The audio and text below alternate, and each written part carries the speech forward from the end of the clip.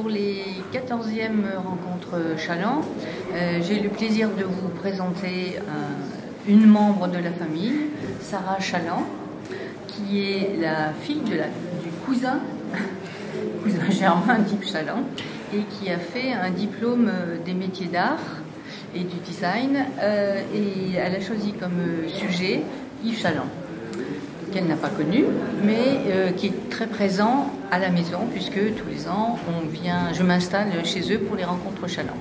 Alors, Sarah, est-ce que tu peux nous dire pourquoi tu l'as choisi et sur quoi tu as travaillé? Alors, du coup, en fait, l'idée, voilà, c'était de rendre hommage à Yves Chaland, parce que c'est un peu, vu que j'ai baigné dedans depuis que je suis petite, concrètement, les rencontres Chaland, ça fait 14 ans, j'ai 20 ans, donc quand ça a commencé, j'avais 6 ans et quelques. Et ça, je pense que si au final je me suis orientée dans le monde de l'art et ce monde du design, ben, c'est un peu grâce à ça aussi.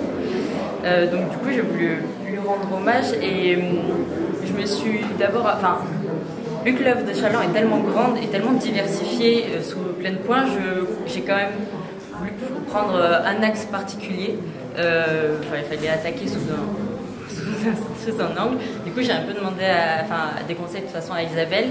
Et donc je suis partie de la sérigraphie des arts ménagers parce que notamment il y a ce côté, il y a plein de techniques avec les robots et tout ça, et puis ça faisait un univers à exploiter après pour potentiellement faire un meuble, et il y avait déjà des principes techniques que je pouvais reprendre. Et l'objectif, l'idée de l'ensemble du meuble, c'était vraiment d'arriver à lier les codes de la bande dessinée et certains codes de la bande dessinée avec l'ébénisterie, et donc un peu la liberté qu'on peut avoir en dessin avec les contraintes qu'on a avec l'ébénisterie. Et je pense que j'ai été un peu timide sur certains points parce que notamment j'ai voulu jouer sur la perspective et le fait que l'objet on soit face à lui et on le voit en perspective. Donc c'est pas un caisson carré, il y a le dessus est incliné, et pareil pour l'autre côté, mais du coup il faut tourner autour, il faut regarder un peu, et c'est là où on s'aperçoit. Et voilà, l'idée c'était d'avoir un objet un peu questionnant et qui accompagne l'exposition et rappelle un peu le dessin. Et voilà, c'était le côté aussi de créer un petit peu un personnage à part entière qui du coup serait présent dans l'exposition, et d'où le fait que j'ai voulu vraiment qu'il soit sur 2 pieds et pas 3, parce que ça lui donne beaucoup plus de mouvement, beaucoup plus de vie au final, côté un peu humanoïde.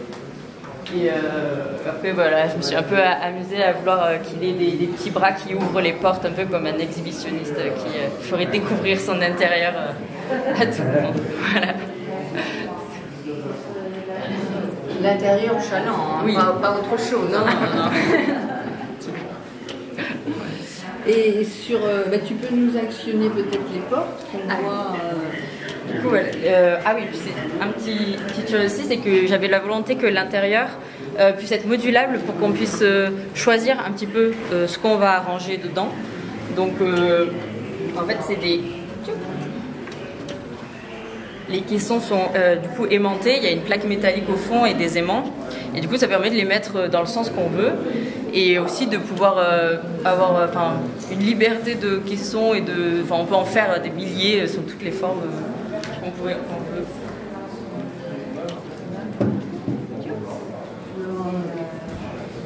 Sa forme et sa fonction première, c'est d'être dans des expositions. C'est un meuble qui n'est pas spécialement fonctionnel, mais c'est un meuble d'exposition pour accompagner l'œuvre. Donc j'ai sorti de très belles pièces pour montrer, pour accompagner le meuble. En fait, on a construit l'exposition autour du meuble. Comment il est fermé. Et c'est vrai que c'est vraiment un meuble qui prend tout son sens, accompagné de bandes dessinées. Notamment, j'ai pu le voir avec la première exposition dans laquelle il était, avec tous les travaux des étudiants.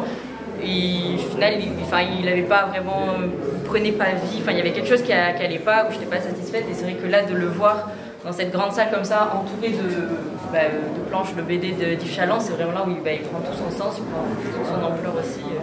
C'est vraiment... il est là où il faut. Alors à l'intérieur, c'est du plaquage de padouk. C'est un bois qui est naturellement rouge comme ça, donc qui est simplement ensuite laqué, enfin verni.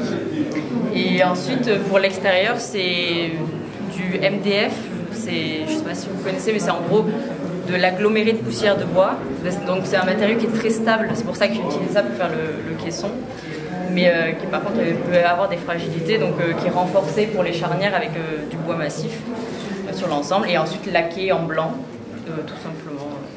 Ouais. Et après un piétement métallique qui a été fait en partenariat du coup avec un ferronnier sur Revel, parce que j'avais pas les capacités techniques pour l'effectuer. Alors le bras en fait c'est des genres de flexibles d'études pour des lampes normalement qui sont faits pour créer des lampes comme on veut dans une pièce. En fait, c'est de la gaine pour faire circuler des fils électriques et qui normalement pour pouvoir le moduler comme on veut et que ça soit plus esthétique dans une pièce.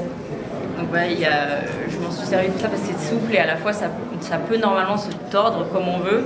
Et c'est là où on voit un petit souci, c'est juste que sur la tête, ça n'a pas été assez résistant. Enfin, c'est pas assez résistant, mais c'est en cours pour voir comment je vais le remplacer parce qu'il y a la possibilité de le renforcer. Voilà. Après, voilà, j'ai voulu penser le détail, que les mains soient pas. Enfin, voilà, c'est d'avoir un peu le détail d'un doigt. Pareil pour les pieds, le côté où il y a un peu comme un petit ourlet de chaussettes. Enfin, vraiment, voilà, qu'il y ait des petits détails pour. Donner vie, que vraiment il y a. Qui sont vraiment des détails de dessin de bande dessinée. Donc c'est ça. Reprendre un dessin qui est en 2D pour le mettre en 3D. Tout à fait. C'est ça qui est amusant. Les pieds, la tête. Et après, l'important de mettre la ligne noire quand même et bien pour cerner et mettre en valeur, sinon ça ne se verrait pas bien. Donc, merci Sarah, la ligne claire te remercie de l'avoir traduite en 3D. Je te remercie, vraiment, je remercie beaucoup Isabelle de m'avoir permis du coup de faire ce projet et de m'avoir conseillé. Et également d'ailleurs à tous les auteurs que j'ai interviewés pour toutes mes recherches de mémoire et essayer de du coup mieux comprendre qui était Yves Chaland que j'ai pas pu connaître. Donc, voilà.